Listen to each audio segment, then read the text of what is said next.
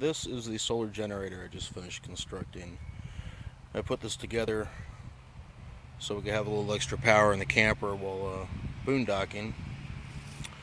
And this is kind of a beta test version. I want to scale this up a little bit, or at least run the air conditioner for a couple of hours. Camper only has an 8,000 BTU air conditioner in it, so shouldn't be too much of a task. Just need to add some batteries. So what we have here is a rigid tool container. Got it from Home Depot. What we've installed is a single set of Anderson 12-volt power poles. We have a voltmeter.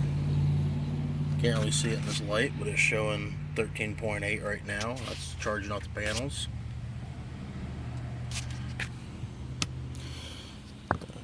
Two cigarette lighter type outlets. Two sets of USBs that are switchable on and off.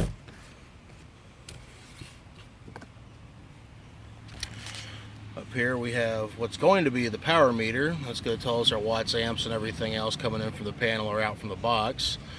But Amazon sent me the AC version instead of the DC version, so that's on hold. And it'll also be switchable to save power, reduce the load.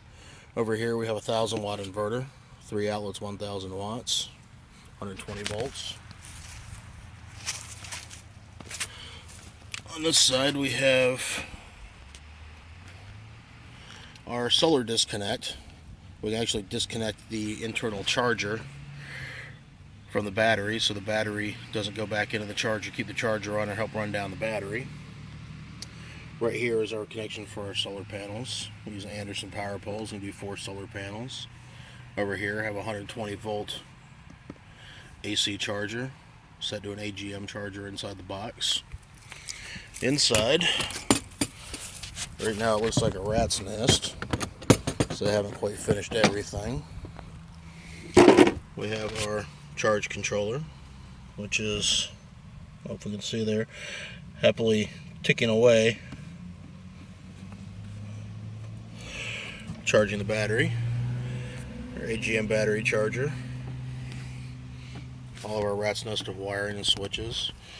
A Duracell Ultra 80 amp hour AGM battery, plus our 1,000 watt inverter, which I removed the front panel, as you can tell, and mounted it to the front of the container.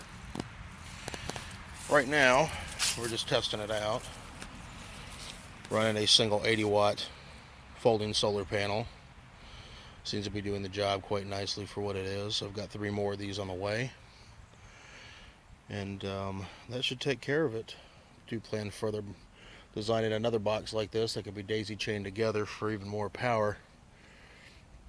Eventually I want to get at least 4 of those 80 amp hour batteries, so I'll be able to run the air conditioner inside this camper for several hours. And that's it.